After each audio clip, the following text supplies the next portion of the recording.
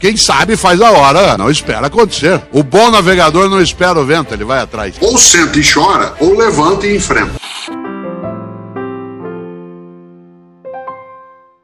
Nós não somos imortais, mas nós podemos ser eternos. E a nossa eternidade, ela se garante na nossa obra, na nossa esperança, no nosso desejo de, como foi aqui lembrado, investir 100% de esforço se houver 1% de chance.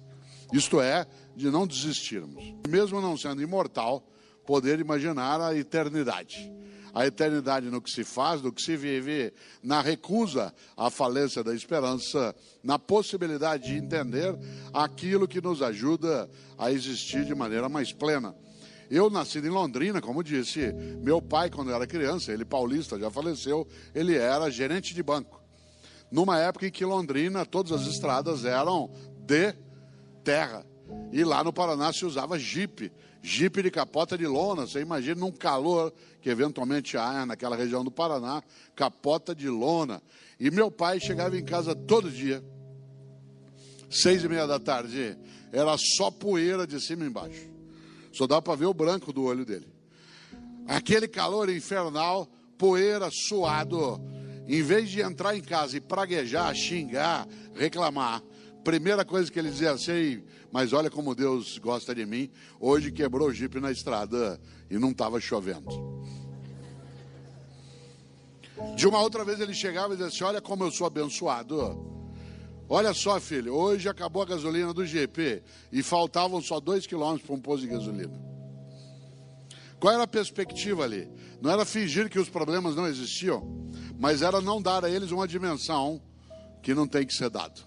Isto é, quando você olha uma porta, você sabe que ela tem fechadura e maçaneta. É preciso prestar mais atenção na maçaneta do que na fechadura. Embora quem quer abrir uma porta não pode desconsiderar que ela tem uma fechadura. Mas há pessoas que ficam tão obcecadas pela fechadura que não enxergam nunca a maçaneta e aí não abrem o que pode ser aberto. E nesse sentido, claro, a ideia de uma capacidade de ter a percepção do não desistir, de ir buscar, de procurar, é algo decisivo. Na vida é preciso ter esperança, mas tem que ser esperança do verbo esperançar. Porque tem gente que tem esperança do verbo esperar. E esperança do verbo esperar não é esperança, é espera. Eu espero que dê certo, espero que resolva, espero que aconteça. Isso não é esperança, é espera. Esperançar é ir atrás, é se juntar, é não desistir. Esperançar é ter uma postura ativa em relação àquilo que pode, inclusive, nos perturbar, como perturba estando vivo. Eu gosto muito de lembrar de uma situação que vivi há uns 5 anos em São Paulo. Estava eu num congresso da área de enfermagem. E quando terminou, havia um debate. 2.000 enfermeiras num espaço. E aí uma enfermeira, a hora que terminou a atividade, que ela veio para o debate, ela perguntou, pegou o microfone e fez uma pergunta que um filósofo gosta de responder. Ela virou e falou assim: professor, o que o senhor quer que fale sobre o senhor no seu velório? Pergunta funda. E eu aí dei uma volta, fui a Platão, Aristóteles, Heráclito, Parmênides, Anaxágoras, Anaxímenes, Pitágoras, Zenão. Falei, eu vou pegar essa enfermeira na volta, ela vai ver. Fui dando uma volta. Na hora que eu terminei, virei para ela e falei assim: e você? O que você quer que fale de você no teu velório? Ela falou, quero que fale assim: nossa, ela está mexendo.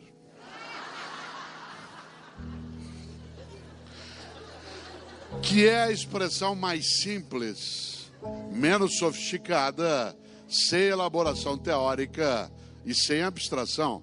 Afinal, o que é que um ser vivo deseja? Permanecer vivo. Se essa vitalidade nos honra, se essa vitalidade ainda é digna, se essa vitalidade não nos machuca. Nesse sentido, é claro que o sentido da vida se coloca na possibilidade de tê-la naquilo que ela pode ser de plenitude, naquilo que impede, algo decisivo. Quando você é jovem, como há vários aqui, para você chegar a 60, 70, demora. Quando você tem 20 anos, alguém de 60 anos já está perto do check-out. Quando você tem mais de 60... Outro dia eu fui renovar meu cartão de crédito, que já estava bem antigo, o cartão de crédito, renovei. E aí fui fazer uma compra na internet. E naquele momento da compra, em que você tem que colocar a data de validade do cartão de crédito, eu quase fiquei meditando. Meu cartão tem mais validade que eu. Quando teu cartão tem mais validade que você, é preciso pensar. Minha mãe, 86 anos de idade, domingo retrasado, estava eu caminhando na praça com a minha mulher, aí encontrei com ela, fim de tarde. Ela falou, filho, eu estava agora lá na igreja, sabe o que uma velhinha me falou? Eu falei, mãe, defina a velhinha. A senhora tem 86 anos. Ela falou, deve ter uns 88, por aí. A vida é muito curta para ser pequena. E quando é que você e eu apequenamos a vida? Quando a gente tem uma vida banal, fútil, superficial, inútil, morna, descartável. Um grande pensador gaúcho tem uma frase de uma clareza, só não entende quem não quer. Disse ele, a única coisa que você leva da vida é a vida que você leva. A única coisa que você leva da vida é a vida que você leva, não é a vida que te leva. É a vida que você leva. Com a tua condição, com a tua esperança, com a tua turbulência, com a tua dificuldade, mas sem acovardar-se, sem desistir, sem entregar. Interessante. Essa expressão de Aparicio Torelli, a única coisa que você leva da vida é a vida que você leva, ela se aproxima um pouco do grande poeta gaúcho, que é aquele sim que eu admiro mais, Mário Quintana, um homem estupendo. Todos esses que aí estão atravancando o meu caminho, eles passarão, eu passarinho. Todos esses que aí estão atravancando o meu caminho, eles passarão, eu passarinho. Mário Quintana, um homem genial. Ele tem uma trova que eu vou fazê-la para você e eu não esquecemos. Ele diz, um dia pronto, me acabo. Seja o que tem de ser. Morrer que me importa, o diabo é deixar de viver. E quando é que você e eu deixamos de viver? Não quando a gente morre, mas quando a gente vai tendo mortes cotidianas, com a morte da esperança, a morte do afeto. Você deixa de viver quando morre tua capacidade de amorosidade, de solidariedade, de fraternidade. Por isso, quando Disraeli fala, a vida é muito curta para ser pequena, é claro que nós não somos, obviamente, imortais. Mas nós podemos ser eternos. Claro que mortais não somos. Aliás, vários filósofos pensaram sobre o tema da vida e da morte. Entre eles, Epicuro, que tem a mais expressiva frase sobre isso, dizia ele, eu não temo minha morte por uma razão, nunca vou encontrá-la. Enquanto eu existo, minha morte não existe. Quando ela existe, eu não existo. Então não vou encontrá-la nunca, por que temê-la? Disse, mas isso é só uma frase. Bom, é simbologia. Nós vivemos de simbologias. Ou o de Allen, que disse, eu não tenho medo da morte, eu só não quero estar lá quando isso acontecer. Ou Chico Anísio, que dizia, eu não tenho medo de morrer, eu tenho pena. Claro. O Ariano Suassuna, nosso grande, especial, intelectual, que dizia que chamava a morte de cã, de demônia. Claro que ele estava falando ali não da morte que um dia já o levou, mas da vida que podia ser banal, fútil. E é claro que Ariano Suassuna continua vivo na sua obra, no seu projeto. Cada vez que um de nós assiste o Alto da Compadecida, vive ele outra vez? Claro. Mas não precisa ser um escritor, um ator, não precisa ser um inventor. Cada um e cada uma de nós tem a sua obra no dia a dia. Tem a sua obra naquilo que faz.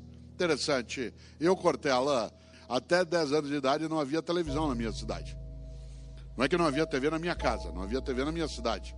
Por isso, à noite, o que eu fazia? Ficava pensando, não tinha o que fazer. E do que eu pensava? Que no dia que eu morresse, qual seria o meu epitáfio? Isto é, qual seria a inscrição no meu túmulo? Eu já tinha tendência à inutilidade filosófica. e ficava pensando isso. Hoje eu não tenho mais essa questão porque eu não quero ser sepultado, eu quero ser cremado. Essa é uma decisão individual, cada um que decide. Se você observa, um dos sentidos da vida é ser capaz de não descuidar das outras vidas e da própria. Um dos sentidos da vida é cuidar da vida, seja da própria, seja de outras e outros. E nesse sentido, claro, se a gente lembra a necessidade de pensar na obra. E eu imaginava até 10 anos qual seria o meu epitáfio. Um dia eu sosseguei, cheguei ao epitáfio que eu queria. Eu não estou aqui. Se você imagina, a expressão eu não estou aqui é um sinônimo daquilo que aqui é sempre lembrado, de que nós não somos mera materialidade, que se encerra com o perecimento de uma biologia. Isto é, algo em nós que persiste. Alguns creem que seja imaterial e outros creem que seja, além da imaterialidade, a própria obra daquilo que fica. Olha que coisa interessante. Quando a gente imagina qual é o impacto que isso carrega, é necessário lembrar de novo, a vida é muito curta para ser pequena. E quando é que você e eu apequenamos a vida? Quando a gente tem uma vida banal, fútil, inútil, superficial.